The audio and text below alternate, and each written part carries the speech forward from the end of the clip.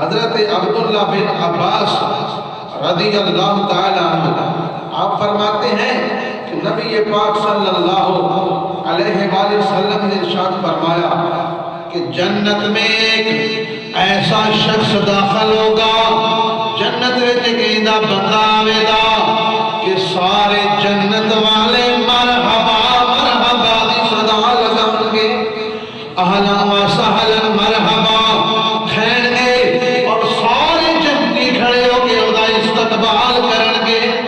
حضور فرما رہے ہیں، صحابہ گل سنا رہے ہیں، ابو بکر صدیق نے تعجب نہ پوچھیا، سونے کیا سی اس کی زیارت کر سکا دے کہ نہیں کر سکا دے؟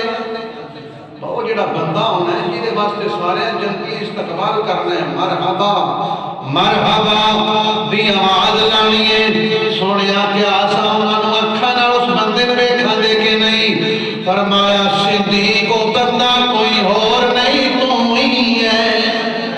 صدیق جس واسطے ساری جنت مرحبا مرحبا دی صدا لگائے گی، او کوئی اور نہیں، او صدیق اکبر ہی ہوئے گا، او صدیق اکبر ہوئے گا۔